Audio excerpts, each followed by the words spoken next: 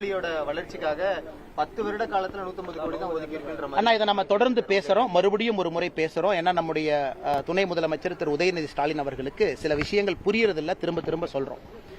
இந்தியாவில் சமஸ்கிருத பல்கலைக்கழகங்கள் அதிகமா இருக்கு.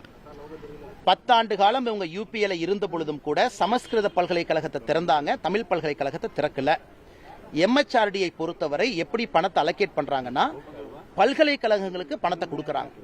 தமிழ் பல்கலைக்கழகத்தை தொடர்ந்து நாங்க திராவிட முன்னேற்ற கழகத்திட்ட சொல்றோம், எம்எச்ஆர்டி பேசி புதிய தமிழ் பல்கலைக்கழகத்தை திறங்க, பீகார்ல திறங்க, கவுஹாட்டில திறங்க, டெல்லியில திறங்க.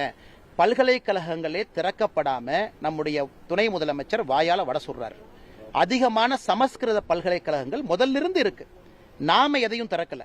கடந்த 10 ஆண்டுகள்ல நம்ம புதுசா எத்தனை பல்கலைக்கழகத்தை திறந்திருக்கிறோம் நீங்க பாருங்க. காங்கிரஸ் ஆட்சி காலத்திலிருந்து இருக்கக்கூடிய சமஸ்கிருத பல்கலைக்கழகங்கள் தமிழை விட அதிகமா இருக்கு, அதனால் நிதி அதிகமா போகுது. இன்னைக்கு முதலமைச்சர் அவர்கள் ஏன் சொல்லக்கூடாது, இந்தியால எல்லா மாநிலத்திலும் 10 தமிழ் பல்கலைக்கழகத்தை திறக்கிறோம் சொல்லட்டும். நாங்க எம்எச்ஆர்டி எடுத்துட்டு போறோம், நாங்க பேசுறோம், தமிழ் யூனிவர்சிட்டி ஓபன் பண்ணலாம், ஃபண்டிங் அடுத்த வருஷம் கிடைக்கும். தமிழ் பல்கலைக்கழகத்தையும் திறக்க மாட்டாங்க. அதற்கான அப்படி இருக்கும் பொழுது எப்படி மத்திய அரசு நிதி கொடுக்கும்? முதலமைச்சர் அவர்களை நாங்க தடுத்தமா? தஞ்சாவூர்ல தமிழ் பல்கலைக்கழகம் இருக்கு, கோயம்புத்தூர்ல ஓபன் பண்ணுங்க, மதுரையில் ஓபன் பண்ணுங்க, நாகர்கோவில் ஓபன் பண்ணுங்க. நாங்க வேண்டாம் என்று சொன்னோமா? தமிழ் பல்கலைக்கழகங்களுக்கு பொழுது இன்னொரு மொழியை செத்துப்போன மொழி என்று சொல்வதற்கு நமக்கு என்ன உரிமை இருக்கு? எல்லோருக்கும் அவங்க தாய்மொழி பெருசுதான், எனக்கு தமிழ் மொழி பெருசு. அதற்காக நான் இந்திய திட்டனா திட்டல, என் மொழி எனக்கு பெருசு, என் மொழி எனக்கு பெருசு. சமஸ்கிருத திட்டனா இல்லை. அதாவது அரசியல்வாதிகள் இன்னைக்கு எவ்வளவு தரம் தாழ்ந்துட்டாங்கன்னா, தெரியாத ஒரு மொழியை செத்துப்போன மொழி, மோசமான மொழி. நம்ம மொழியை பெருமையா பேசுவாங்க, தவறு இல்லை. அதுவும் ஒரு சத்திய பிரமாணம் எடுத்து ஒரு பதவியில் இருக்கக்கூடிய துணை முதலமைச்சர் சான்ஸ்கிரிட் இஸ் a டெட் லாங்குவேஜ்னு சொல்றாங்கன்னா அது வன்மையாக கண்டிக்கத்தக்கது. எந்த மொழியும் செத்த மொழி கிடையாது, எல்லா மொழியும் 4 பேர் பேசுறாங்க, அவங்கவுங்களுக்கு அவங்க மொழி பெருசுதான். தமிழ்நாட்டில் சமஸ்கிருதம் பேசுறவங்க இருக்கிறாங்க. அதனால் எவ்வளவு வன்மையான ஒரு பார்வையோடு துணை முதலமைச்சர் இருக்கின்றார்கள் என்பதற்கு இது ஒன்றே சான்றுங்க. ஏற்கனவே டெங்கு கொசு ஒரு வாட்டி சொல்லியிருந்தாரு, தொடர்ச்சியா மொழி தாக்குதல் அதிகமா இருக்கு. ஆனா இன்னைக்கு திராவிட முன்னேற்ற கழகம் தருண் சுக்கு அவர்கள் இன்னைக்கு பல மாநிலத்தில் தேர்தலை பார்க்கறாங்க. அவரே சொல்றாங்க, எல்லா மாநிலத்திலும் பாரதிய ஜனதா கட்சி பீகார்ல நம்ம என்ன செஞ்சிருக்கோம்னு சொல்லி ஓட்டு கேட்டோம். ஆனா தமிழ்நாட்டில் டிஎம்கே கட்சி 5 வருஷம் என்ன செஞ்சிருக்காங்கன்னு சொல்லட்டுமே. இன்னும் north India, south India, Aryan, Dravidian, Brahmin, நான் பிராமின், தமிழ், நான் தமிழ், இப்படி தானே பேசுறாங்க. 4 ஆண்டுகளாக என்ன வேலை செஞ்சீங்கன்னு சொல்லுங்க, மக்கள் ஓட்டு போட்டு நாங்க ஏத்துக்கிறோம். அதனால் எந்த வேலையும் செய்யாதனால எலெக்ஷன் வந்த உடனே மறுபடியும் டெல்லியை நோக்கி படையெடுக்கிறாங்க. Delhi, Tamil Nadu, north, south, Aryan, Dravidian, Punjab, Tamil Nadu. இந்த முறை தமிழக வாக்காளர்கள் இதை ஏற்றுக்கொள்வதற்கு தயாராக இல்லை, இதையெல்லாம் நிராகரிக்க போறாங்க. இதுவரை முதலமைச்சரோ துணை முதலமைச்சரோ வாயை திறந்து அவங்க செஞ்ச சாதனையை இதுவரைக்கும் சொல்லவில்லை என்றாலே தெரியுது இந்த எலெக்ஷனை எதிர்கொள்வதற்கு அவர்கள் பயப்படுகின்றார்கள். सर वो आदमी बोला उदयनिधि स्टालिन जी संस्कृत डेड लैंग्वेज है. मैं बोल रहा हूँ इलेक्शन समय में किस इलेक्शन समय में north south Aryan Dravidian same drama इधर चल रहा है. और ज्यादा फंड संस्कृत को दे रहे हैं. Last time Udhayanidhi Stalin Hindu religion का डेंगू बोला. मंद बुद्धि बालक है, मंद बुद्धि बालक. அறிவு வளராத பையன் அப்படிங்கிறாரு. वे ऑफ लाइफ वर्ल्ड का बेस्ट वे ऑफ लाइफ है, जो सिविलाइजेशन वर्ल्ड का बेस्ट सिविलाइजेशन है.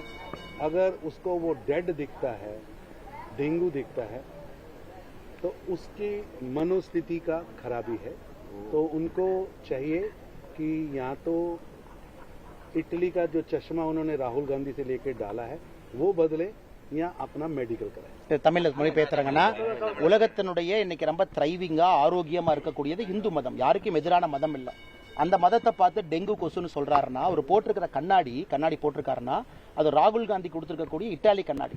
அந்த கண்ணாடி மாத்திட்டு இந்திய கண்ணாடி போட்டாவே எல்லாம் சரியா தெரியும். கண்ணாடி அவர் மாத்தணும் அப்படிங்கிறாங்க. நெல்லுக்கான கொள்முதல் ஈரப்பத அளவை உயர்த்தல. தெளிவா சொல்றாங்க. நம்முடைய தஞ்சை மாவட்ட பகுதி, டெல்டா பகுதி விவசாயிகள் புரிந்து கொள்ள வேண்டும், எப்பொழுதுமே பாரதிய ஜனதா கட்சி மோடி ஐயா உங்க பக்கம் இருக்கிறாங்க. இன்னைக்கு இவங்க பண்ணிருக்கிற டிராமா என்ன? தமிழ்நாட்டில் நெல்லில் இருக்கக்கூடிய ஈரப்பதம் 17% வரைக்கும் மத்திய அரசு வாங்குறாங்க. இதற்கு முந்தைய ஆண்டுகளில் கனமழை பெய்த பொழுது 18.5, 19% வரைக்கும் மத்திய அரசு தளர்வு கொடுத்து வாங்கினாங்க. ஒரு ஆண்டும் மத்திய அரசு தமிழக அரசுக்கு பணம் கொடுக்கறாங்க. நெல் கொள்முதல் நிலையங்களை கட்டுங்க, எந்த விவசாயினுடைய நெல்லும் நனையக்கூடாது, வாங்கி உள்ள வெய்யுங்க. இன்னைக்கு தமிழ்நாட்டினுடைய நெல் கொள்முதல் ஆணையை பார்த்தீங்கன்னா 48 மணி நேரத்திற்குள்ள நெல்லை வாங்கி கொள்முதல் நிலையத்துக்குள்ள கொண்டு வரணும். இன்னைக்கு சக்கரபாணி அவர்கள் உண்மையை சொல்ற துறையினுடைய அமைச்சர் 60 நாள் சில இடத்துல எடுத்திருக்காங்க, 50 நாள் எடுத்திருக்காங்க, 40 நாள் எடுத்திருக்காங்க. நீங்க நெல்லை வாங்கி கொள்முதல் நிலையத்துக்குள்ள வர்றதுக்கு 60 நாள் ஆயிருக்கு, குறைந்தபட்சம் ஒரு வாரம் ஆயிருக்கு. அவ்வளவு நெல்லை வேண்டுமென்றே மலையில நனைய போட்டு மத்திய அரசு நெல் கொள்முதல் நிலையத்துக்கு கொடுக்கக்கூடிய பணத்தையும் பயன்படுத்தாம இன்னைக்கு முதலமைச்சர் அவர்கள் போலி டிராமா நடத்துறாங்க. அதைத்தான் பாரதிய ஜனதா கட்சி சொல்லுகின்றோம். 360 கோடி ரூபாய் ஊழல் செஞ்சிருக்கிறீங்க. நெல் கொள்முதல்ல ஊழல் பண்ணிருக்கிறீங்க. நெல்லை முழுவதுமாக வாங்குவது மத்திய அரசு, பணம் கொடுத்து வாங்குறாங்க. அப்படி இருக்கும் பொழுது விவசாய நண்பர்களுடைய வயிற்றில் அடிப்பதற்காக மறுபடியும் முதலமைச்சர் டிராமா பண்றாங்க. அதே நேரத்தில் ஏன் முதலமைச்சர் சொல்ல மாட்டாங்க, உடைந்து போன நெல் புரோக்கன் ரைஸ் 5% கொள்முதல் வாங்குறேன்னு சொல்லி அதை உயர்த்தி இருக்கிறாங்க. அதே முதலமைச்சர் பாராட்ட மாட்டாங்க. இன்னைக்கு விவசாய பெருமக்கள் கொண்டு வரக்கூடிய நெல், அதிலிருந்து வரக்கூடிய அரிசி 5% உடைந்திருந்தாலும் அதை முழுமையா மத்திய அரசு வாங்குறேன்னு அதே ஆணையில சொல்லி இருக்கிறாங்க. அதை பேசுவது கிடையாது. இன்னும் ஈரப்பதம் உண்மையாலும் இருந்ததுன்னா அங்க மத்திய அரசுடைய கமிட்டி வந்து பார்த்துட்டு போயிருக்கிறாங்க, நாங்கள் எடுத்துட்டு போறோம். ஆனால் இந்த ஈரப்பதம் எல்லாம் மாநில அரசு தன்னுடைய தவறால் வெளியே போட்டிருக்கக்கூடிய நெல்லினுடைய ஈரப்பதம். மாநில அரசு வாங்கி மூட்டையை வெளியே போட்டு வரக்கூடிய மூட்டையை 48 மணி நேரத்துக்குள்ள உள்ள கொண்டு வராம 2 மாதம் தாமதம் செய்து வாங்கி இருக்கக்கூடிய நெல்லத்தை ஆய்வு பண்ணாங்க. மத்திய அரசு அதிகாரிகள் சும்மா வந்துட்டு போனாங்களா?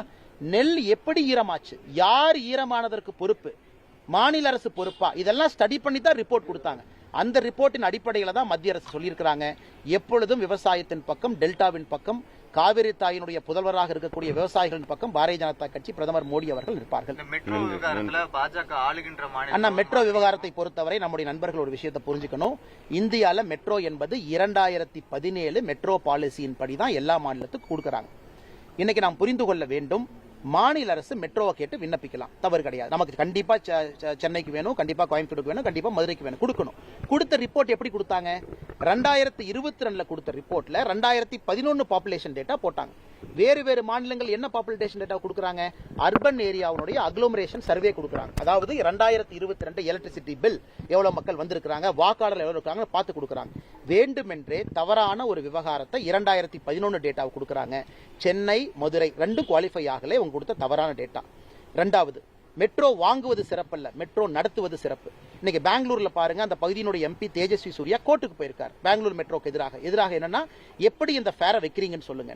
பெங்களூர் மெட்ரோல கண்டமேனிக்கு ஃபேரை ஏத்தி இருக்காங்க. காரணம், திட்டம் சரியா போடல. இரண்டாவது, மத்திய அரசு கேட்கிறது, திட்டத்தை சரியா போடுங்க. கோயம்புத்தூர் மெட்ரோ ப்ரொபோசல் 6 இடத்துல மெட்ரோ ஸ்டேஷன் சொல்லியிருக்கக்கூடிய இடத்துல நிலத்தை எப்படி கையகப்படுத்த போறாங்க ரிப்போர்ட்ல இல்லை. பப்ளிக் லேண்டா, பிரைவேட் லேண்டா இல்லை. ரைட் ஆஃப் வே இல்லை. ஹோப்ஸ் காலேஜில் இருந்து கோயம்புத்தூருக்குள்ள போகக்கூடிய ரூட் டிராபிக் கன்ஜெஷன் சர்வேல இல்ல. எவ்வளவு வண்டி போகும் இல்ல. எவ்வளவு பேர் பயன்படுத்துவாங்க, ஒரு நாளைக்கு 4 லட்சம் பேர் பயன்படுத்துவாங்கன்னு கொடுத்திருக்காங்க. சென்னை 55 கிலோமீட்டர் கூடிய மெட்ரோ ஒரு நாளைக்கு 4 லட்சம் பேருக்கு குறைவாக பயன்படுத்தும் பொழுது, கோயம்புத்தூர் 55 கிலோமீட்டர் குறைவா இருப்பது எப்படி 4 லட்சம் பேர் பயன்படுத்துவாங்க? இந்த கேள்விகளை மத்திய அரசு கேட்டு அனுப்பிச்சிருக்காங்க. யாரும் நிராகரிக்கல.